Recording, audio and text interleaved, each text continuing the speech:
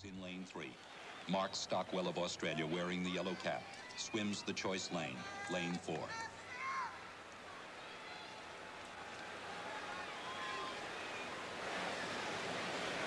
Thank you, Mark.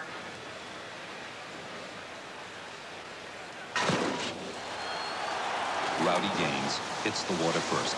His start is quickest of all the swimmers. A low trajectory straight into the water. However, to some, it appears he beat the gun. Rowdy Gaines, third from the top, leads. Stockwell in lane 4 trails. In lane 6, Swedish champion Per Johansson stays with the leaders. As they approach the halfway point at 50 meters, Rowdy Gaines is in the lead. I remember flipping at the wall and I could feel I was in the lead. But in 100 free, you can't look. You look, you get beat. So I wasn't looking, but I could feel the presence of the rest of the swimmers, and I could feel like I was in the lead. Gaines, third from the top, still leads. Stockwell, alongside him in lane 4, trails by 2 feet. With 10 meters to go, Rowdy Gaines, closest to the camera, still leads.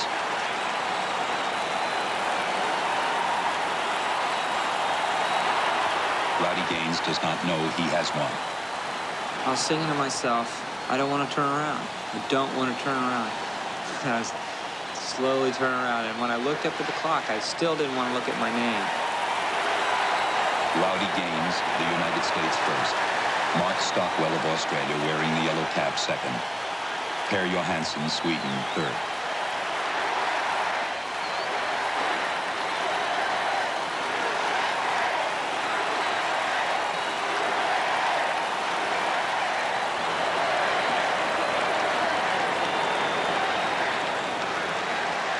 Mark Stockwell of Australia is furious. He believes he is the victim of a quick start. Nevertheless, he congratulates the winner.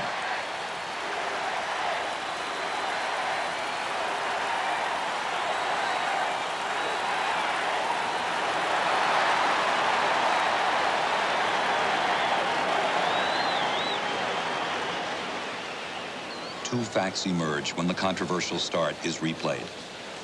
Mark Stockwell of Australia, wearing the yellow cap, was not fully in the set position when the gun sounded. Equally important, Rowdy Gaines did not beat the gun. Rowdy Gaines stands to attention as the national anthem is played in his honor.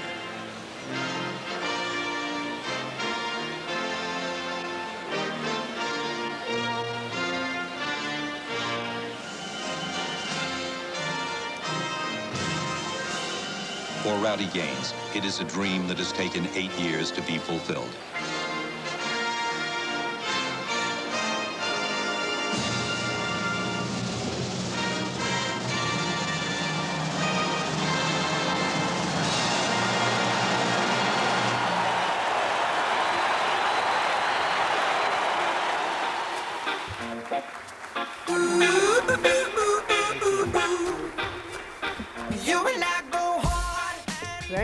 Thank you very much. It's so funny because I've seen that video a million times, and every time I see it, I'm sitting there going, go Rowdy, hurry, hurry.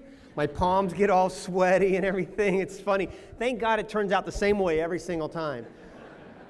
Oh boy, and you could tell the gentleman Mark Stockwell from Australia, he was a little upset at the end. Actually, Mark and I became very good friends. I've stayed at his house several times. He's married to the greatest female swimmer that's ever been produced, Tracy Calkins from the United States. They have 4 children, and wonderful, wonderful people. But at that moment, it wasn't a great moment for him anyway. Great moment for me. I really want to also thank the National Swimming Pool Foundation for having me here, especially Tom and his staff. It's a little nerve-wracking, to tell you the truth, to come and speak to family. I'm good at speaking to corporations who don't know anything about me or anything about swimming, and to school groups I'm fine, but to people that are in the industry that know so much about the sport and know so much about swimming in general, it's a little nerve-wracking, but I'll try to do my best in getting through it. You know, to go to the Olympic Games is, it's not easy. As most of you know, it takes a lot of hard work, a lot of dedication. It takes a lot of words that you have to try to live by and be consistent in living by those words every single day. I was never perfect by any stretch of the imagination. I failed many times along the way. But the key word for me was always consistency in living through those words of dedication and commitment and responsibility and teamwork and setting goals. And my goal was to be an Olympian. As Kevin said, and thank you so much for that introduction, Kevin, I really appreciate it. But as Kevin said, when I started swimming, it was the day that I started dreaming about going to the Olympics, and I'll get to that in just a few minutes. But I want to start off by telling you that swimming is not for the faint of heart. At a certain level, it gets to the point, and if you've ever swum before, and I'm sure a lot of you have, or if you have kids that swim, Steve and I were just talking about this, it's not easy. Even as an 11-year-old daughter, you work hard. But I think that dedication, and I think that commitment through good times and bad times is such a key to your success. I have seen so many people, and I relate this to swimming because I know it so well, but I've seen so many people that are dedicated through the good times. And that's when it's easy. When everything's riding high and you're doing so well, it's the real champions are the ones, at least in my sport, are the ones that can live through the good times but also live through the bad times. That's what defines you as a person. Those losses, those defeats, they define you a lot more than the wins do. They did in my life anyway. And I'll give you an example for me. In 1980, I'm thinking most of you are too young to remember 1980, but some of you are old enough to remember. 1980, I'll never forget it because April 1st, 1980, I broke my very first world record. And to break a world record in my sports, it's pretty cool. Next to winning a gold medal in the Olympic Games, it's really the highest level you can reach in the sport of swimming. The day after I broke that world record, the President of the United States would come on television and officially announce that we would boycott those Olympic Games, that our country would not be going to the Olympic Games held back then in the Soviet Union in Moscow. And you have to remember, in my sport, in our sport, the pinnacle of success is the Olympics. We don't have a World Series. We don't have a Super Bowl. That's every year. If my favorite team, the Chicago Cubs, I am a diehard Chicago Cubs fan. As Steve picked me up at the airport last night, I landed in the 8th inning, and all I could do was look at my phone. I didn't even talk to Steve for like 30 minutes because I was looking at my phone. I'm a lifelong Chicago Cubs fan. But if they don't make the World Series one year, I can always hope that they try again the next year. Of course, it's been 107 years since they've made the World Series. But hope springs eternal every year. For an Olympian, it's every 4 years. So my journey, as the video said, turned from a 4-year journey into an 8-year journey. I was sitting behind the blocks right before my last race, which was the 400 medley relay. Swum with some really good guys, Pablo Morales, Rick Carey, Steve Lunkos. We were trying to figure out how many miles of swimming we had done to get to this point where my race lasted 49 seconds. And in 8 years, I swam about 20,000 miles, give or take a few miles here or there, which is about the circumference of the globe at the equator. But I would swim every single mile over again to have that opportunity. I never really thought about the gold medal. I thought about being an Olympian. I wanted to go to the Olympics. In 1980, I was an Olympian, but it was an empty Olympics. And I was going to do everything in my power as long as it was legally and morally right to go to those Olympic Games. And I needed to be dedicated to that goal. And I would swim every single mile all over again, even if I had not gone to those Olympics, though, because it was the journey that taught me the lessons. The Olympics didn't teach me any lessons. It was great. It was a joy. I loved it, but it didn't teach me any lessons. The journey along the way taught me the valuable lessons that I needed to help me the rest of my life. I'll give you another example of dedication at its finest, of commitment at its finest. And this is a true story, by the way, and Kevin kind of knows what's coming, but this was at the Olympic trials in 1984. And the Olympic trials is a very intense meet. My great friend Harold Cliff, who is heading up the whole Omaha Olympic trials again. We've never had an Olympic trials like we have had in Omaha, Nebraska. If you haven't been to an Olympic trials, please try to go. because you'll never see a meet like this except for the Olympics. And to tell you the truth, you won't even be able to see it at the Olympics, because the Olympics, as great as it is very sterile. You really can't do anything at the Olympic Games. But at the Olympic trials, it's really an up-close and personal experience, and it's a wonderful event. And Harold, wherever you are, you're a great leader, and I wish you all the success in that. But the Olympic trials is so intense, right? I mean, it's so hard to make the Olympics in our country. In fact, the guy that finished third in my event, they only take the top two, by the way. You get first or second or you don't go. The guy that got third in my event in 1984 would have won the bronze medal at those Olympics. That's how good our country is. So it's a very intense, very nerve-wracking experience. And I'm out on the deck one day, right before my race, actually, one after the evening before my finals, and I wanted to get in and warm up before my race. And I'm out on the deck, and my coach is with me, and he had a stopwatch, and he wanted to time me in a few sprints and stuff. So I take off my warm-ups, I hand them to my coach, and I just start stretching. There's about 3,000 people in the audience, and ABC, Y World Sports is filming the whole thing. And I do this for a couple minutes, and all of a sudden it gets real quiet, just like it is now. And somebody yells, "Rowdy, look down," and I look down, and I'm completely naked. I'm like, oh my gosh. I had forgotten to put my swimsuit on. And my coach is just standing there smiling, didn't say it, just shaking his head. The worst part of it all, believes me, it gets worse. The worst part of it all is Tracy Calkins, my hero, is sitting right next to me. And she looks at me, looks up, and she says, "Rowdy, it's no big deal." Ask her, honest to God truth. Now, you go ahead and laugh all you want to. Her next race, she broke a world record, and I take full credit for that. Thank you very much. The moral of the story is, of course, that 20 minutes later, I went on to make the Olympic team. I actually didn't even win that race. I got second, but they only take they take the top two. So at the Olympic trials, it's pretty much the only race in history that it really doesn't matter if you get first or second, because there's joy in both of those phases. Another word that I tried to live by is to be able to understand what perfection is, to be able to understand how that works. And part of that is with originality, to be able to understand that there really are two paths you can follow in your life. This is what my father taught me anyway. You can follow the path of being a follower, or you can follow the path of being a leader. Trust me, there are no rewards in being a follower.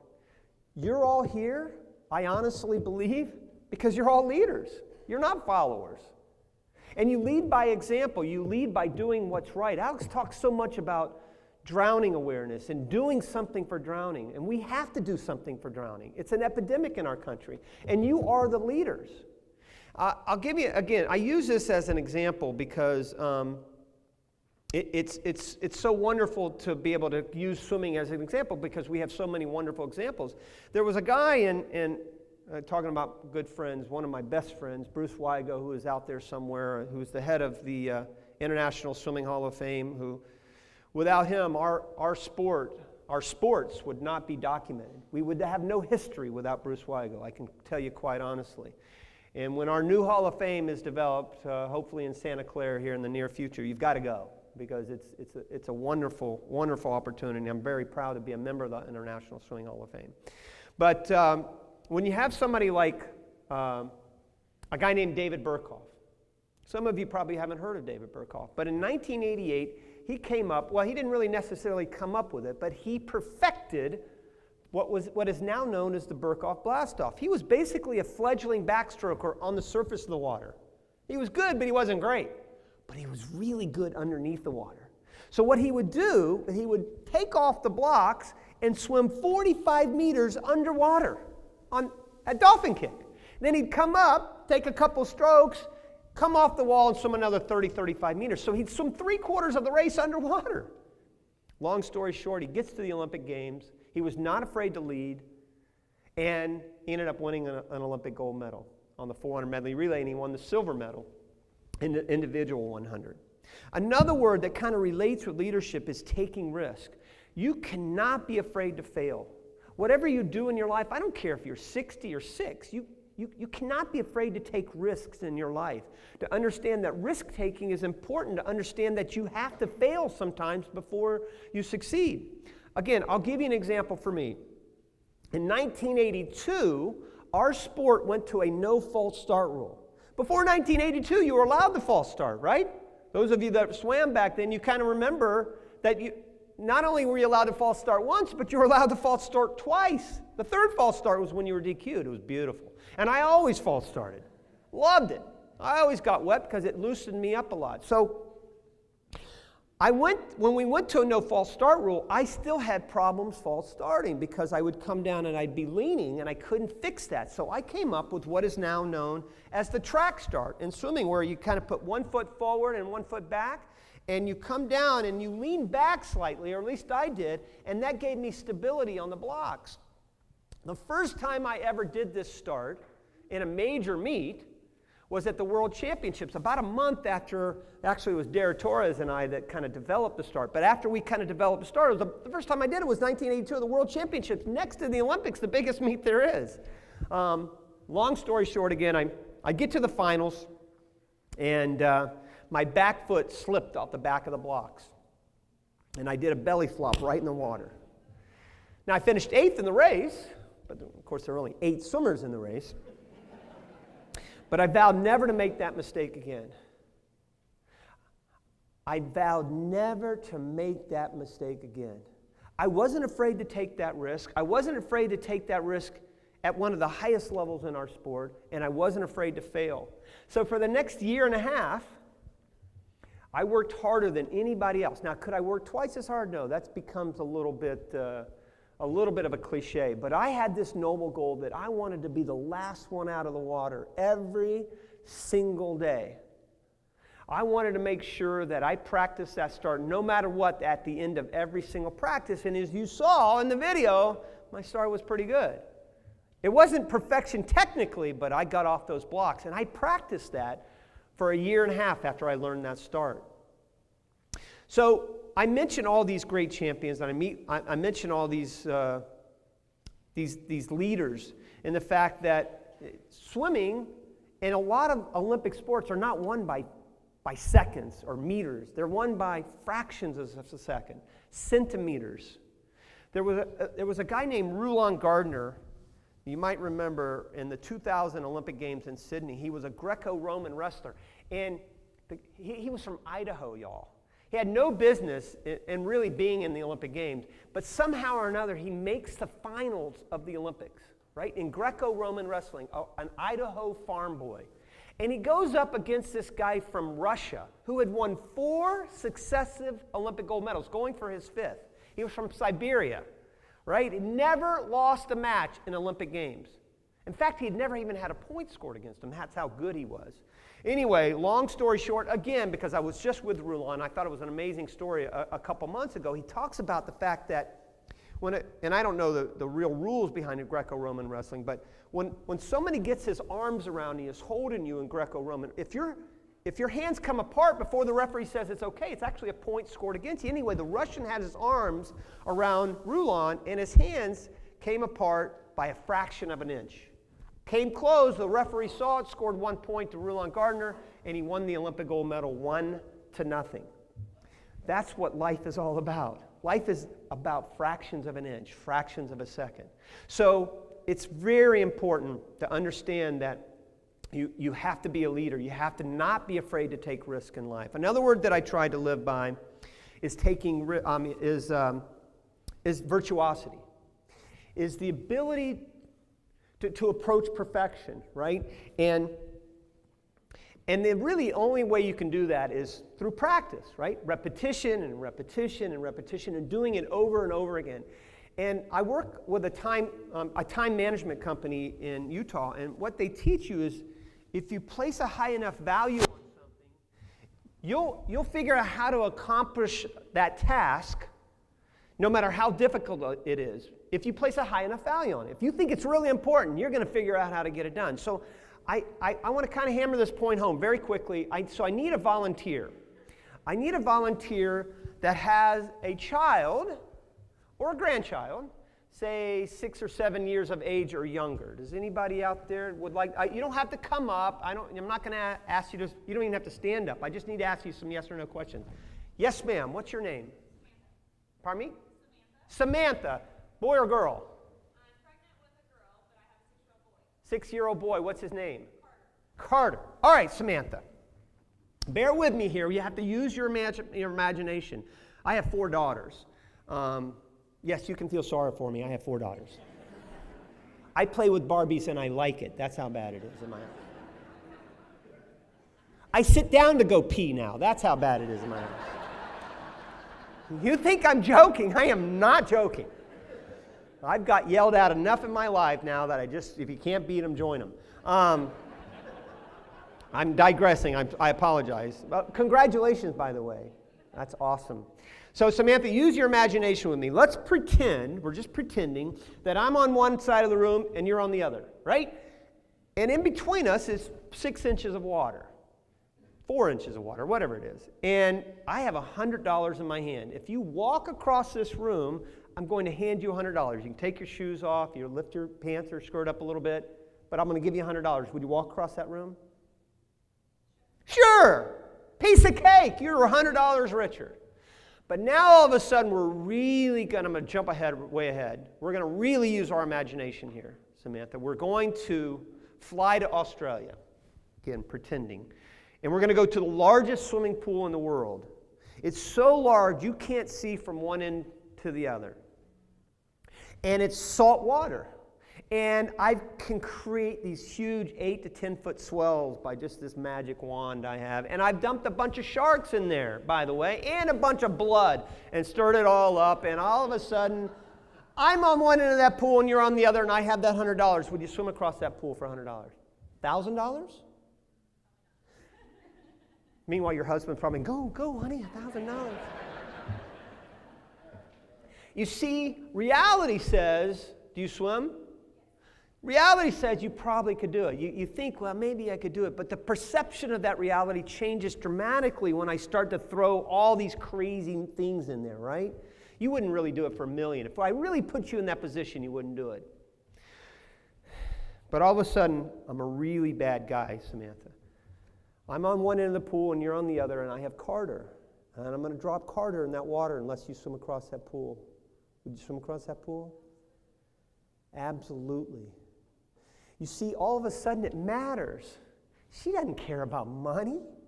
She placed that value on something that really matters to her, and I can see how much it affects her because all of a sudden the only thing that matters to her in the world is Carter. And thank you so much. I really appreciate that, Samantha. And I asked for volunteers of 6 and younger because this example never works for teenagers. I swear. I couldn't find anybody last week. I said, okay, I'm going to drop your 16-year-old son. Go ahead and drop him. I don't care. Jeez.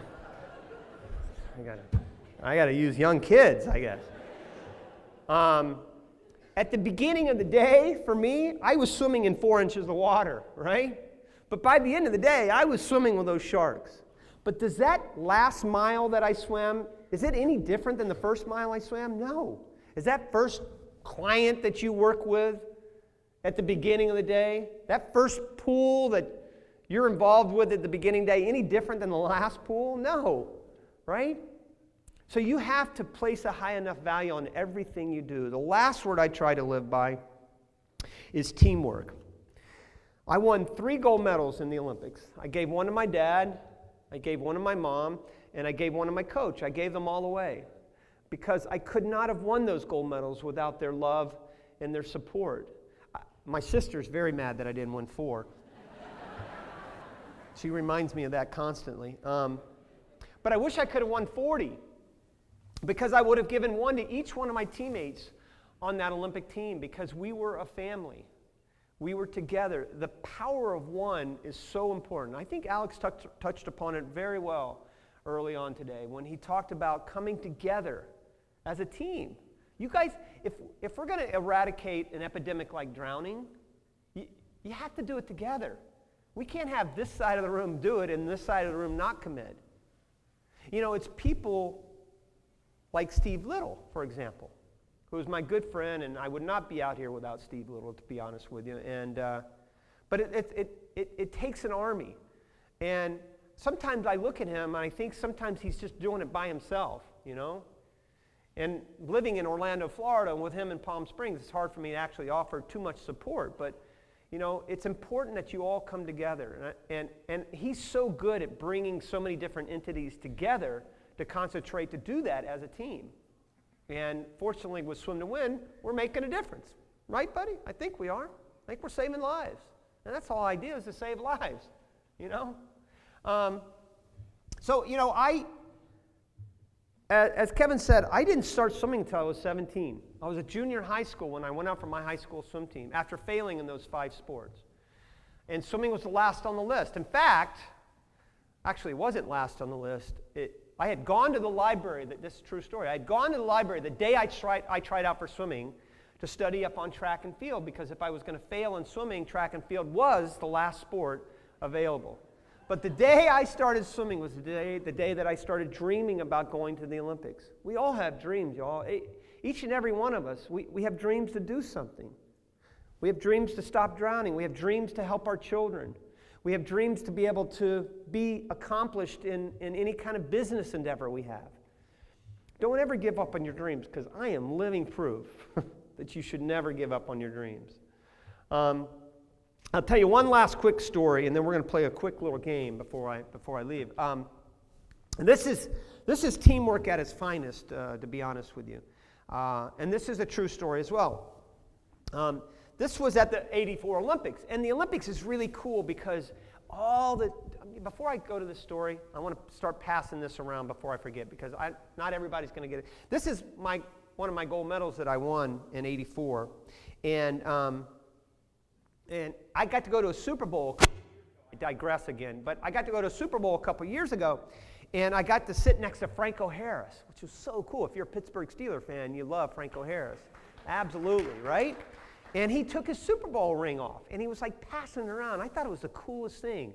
So I've always felt like I was a little ostentatious, taking it around and showing my medal, but I never felt that way again, because a lot of you haven't seen a gold medal before, and if you've never seen one, it's pretty cool. And so, in fact, the legend is that everybody that touches it, you know, the gold comes off and it brings you good luck, and we all could use a little good luck, right?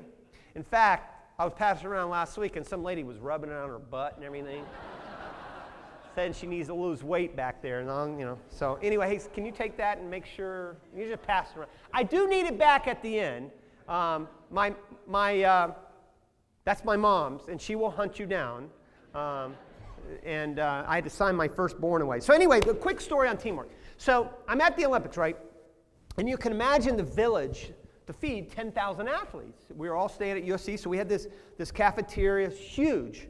And I couldn't sleep one night, getting up at 4 o'clock in the morning like Steve does every morning. And I went down there to get an early start, and I'm down there eating breakfast, and one guy sits across from me, and he didn't look like an athlete, y'all. His warm-ups were all tattered and everything, true story. And he sits across from me, and he takes a tea bag. And he takes the tea bag, and he breaks open the paper and pours it in the cup. And then he pours the hot water on. I'm thinking to myself, does this guy realize that the paper on the bag was okay, that you don't have to,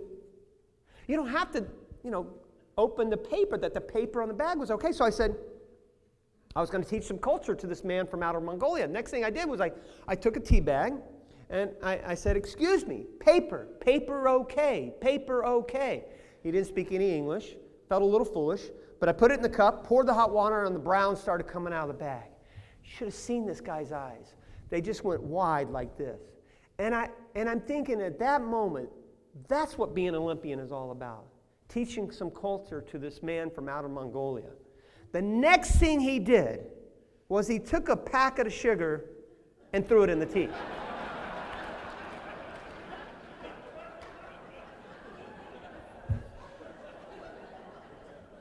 He's turning around, he goes, paper okay, yeah, go ahead. See you later, good luck. Bye-bye. So we're going to play a little game. And I promise, Alex, it won't take long. I know I have to be done in 5 minutes or so. So we're going to play a little game. So next year is the Olympics, right? And I will be calling my 7th Olympic Games next summer in Rio. I'm so excited about that. I started in 1992. And I'll be calling my 6th games with my partner Dan Hicks, and I can't wait to go to Rio. It's the first time in history that an Olympic Games is in South America, so it's just going to be very exciting. I know we hear a lot of the horror stories about, the water and pollution and running out of money, and I've been to every game since 1984, and they say the same thing every Olympics, and I'm sure it's going to be just fine, especially those that are watching it on television. But I'm very excited about it. So because it's an Olympic year, we're going to test your Olympic trivia knowledge. How much do you know about Olympic trivia? And Bruce Wygo, where are you, Bruce Wygo? Are you in here somewhere? You are not allowed to play. You have to sit the whole time because you would win no matter what. This guy knows more about our sport than any person in history and has really done so much. And I can't begin to thank you, my friend, how much you've done for our sports. But you can't play. So we're going to test your Olympic trivia, okay? Everybody's going to stand up in a second, okay? And what I'm going to do is I'm going to read you a statement. If you think that statement is true, you're going to raise your hand. If you think that statement is false, you keep your hand down. It's very simple. It's either true or false. If you're wrong, you have to sit down. The last person standing, the very last person standing, wins a book that I wrote with several other Olympians, and I'll be glad to sign it for you. It's called Awaken the Olympian Within, Stories from America's Greatest Olympic Motivators. Why they put me in here, I have no idea. But John Neighbor was a great man and just a wonderful friend and huge mentor of mine. He actually edited the book, and there are so many cool stories. Michael Ruzioni, Florence Griffith Joyner. There's some really cool athletes that have some great motivational messages in this book. So that's what you win. You don't win any money or anything. So everybody understand? Everybody stand up. Everybody can play except Bruce. Except Bruce. He's probably already got a book already. All right, so here we go. And I know what you're thinking. It's going to, oh my gosh, this is going to take a half an hour. Trust me, it won't take a half an hour. Take 5 minutes. A lot of people will be sitting down pretty soon. But it's just that you have a 50-50 chance, right? Okay, so true or false? I won 3 gold medals in the Olympics. True or false? I won a total of 3 gold medals in the Olympics. If you think I won 3 gold medals in the Olympics, raise your hand. If you don't think I won 3 gold medals in the Olympics, keep your hand down. It's very simple. It's either true or false. Everybody with their hand down, sit down. Steve Little. You are not listening to my question, were you? Okay, look at it, and everybody else is just so, look at them all. Okay, you put your hands down. You're so proud of yourselves, right? I only said it like 18 times. So you better get that question right. All right, so now you know how to play the game. True or false? Let's go back to the very first Olympic Games, 1896, Athens, Greece. No women were allowed to compete in those Olympics. Only men competed in the 1896 Olympics. True or false? It's either true or false. Everybody with their hand down, sit down. That is true. Very good. Only men competed in the first Olympics. Women were not allowed to compete until 1900 in croquet. How far we've come in 115 years. True or false? Mark Spitz, most of you know who Mark Spitz is, great Olympic champion. Mark Spitz, during his Olympic career, won a total of 7 gold medals. Mark Spitz, during his Olympic career, won a total of 7 gold medals. True or false? Everybody with their hand up, sit down. Oh, dear, dear, dear, dear. How am I going to get you guys to sit down except to trick you? How many gold medals did Mark Spitz win, Bruce? 9 gold medals. He won 7 in 1972. That's what we remember. But he also won 2 in 1968. Even though they were on relays, he still won 2 in 1968 for a total of 9 gold medals. True or false? Russia / Soviet Union Russia today, Soviet Union back then, has won more medals, overall medals, than any other country in Olympic history. Russia has won more medals in Olympic history than any other country, / Soviet Union. True or false? Now, we're just talking Summer Olympics, okay?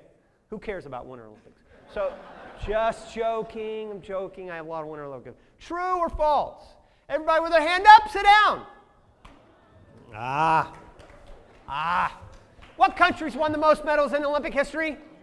Thank you. Twice as many as any other country, by the way. True? Yes, you can. Now, I did notice that the Australians are not exactly clapping. They're just kind of going like this. But yes, USA. 5 sports have been in every single Olympics since 1896. That part is true, okay? 5 sports have been in every single Olympics. You know, you see all these different sports, but only 5 have been in every Summer Olympics. Those 5 sports are, true or false, swimming, track and field, gymnastics, cycling, and fencing. Those are the only 5 sports that have been in every single Olympics. I'll say them again. Swimming, track and field, gymnastics, cycling, fencing. True or false? Everybody with their hand down, sit down. Oh my goodness. How about that? Did I tell you this was going to take long or not? Okay, how many people are left? I know you're left. I know you're left. Anybody? Are you left? Okay, a couple people. Okay, we'll do another one here. True or false? The oldest Olympic gold medalist in history. The oldest Olympic gold medalist in history was 64. True or false? Now, this is not swimming. This is not necessarily winter or summer, just any sport, but the oldest gold medalist in history was age 64. True or false? Everybody with their hand down, sit down. Oh my goodness, we have 2 left. On the up, can you guys walk down here while I tell you this story real quick? Just come on down here. Come on, give them a hand. Give them a hand. Lord have mercy, they made it all the way. So I'll tell you, I only have 1 book too. If I had 2, I'd give them both to you. But we only have 1 book. So, but we're going to have a winner after this. I'll tell you the quick story of Oscar Swan. Oscar Swan in 1912, Bruce should be telling these stories. He knows them better than I do. But Oscar Swan in 1912 won the gold medal at 56 in pistol shooting, becoming the oldest gold medalist in history. Pistol shooting, right? 8 years later, he won again in 1920 at 64, still to this day the oldest gold medalist in history. Because there was no Olympics in 1916 because of World War I, and in 1920 he did it with his left arm. His right arm had been blown off in World War I. Pretty cool story. So, last question. No more questions after this because we will have a winner after this, I hope, unless you say both the same answer. No more true false. This time you have to think of an answer. Oh, I know you're going, oh crap, what am I doing up here? You have to think of an answer, okay? And the person closest to this answer, it's a number, so you have to think of a number. The closest to the number wins the book, whether you go over or not. Very simple questions. What's the most medals ever won by an Olympic athlete in Olympic history? You don't need to tell me the person.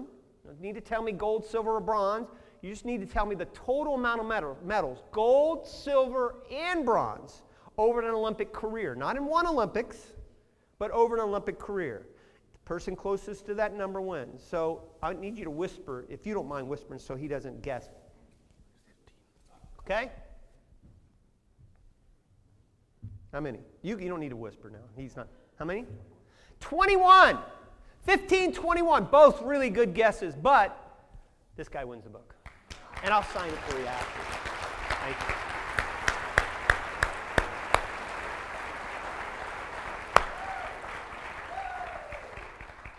So the most medals in history is 22. Bruce would know it.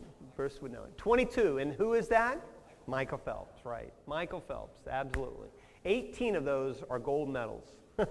Pretty amazing accomplishment. Again, I want to thank all of you so much for having me out this morning. I love to look out and see family, to see people like Harold and Bruce, Sue and Mick Nelson, my dear friends, Cheryl. I mean, there are so many people. Again, Steve Little, thank you so much for all your dedication to the sport. And last but not least, I want to thank Tom and his staff. You know, Alex, when you had the staff stand, you could see the appreciation behind the staff because really they do all the work. I know. I mean, because I work for the YMCA of Central Florida now, and I'm very fortunate in the fact that I oversee 28 pools myself, and I know how hard it is to be able to accomplish that, so you have to have great staff. And so I know, Tom, you're very proud of your staff. And I want to thank you all again. Have a great couple of days, and good luck the rest of the year. Thank you.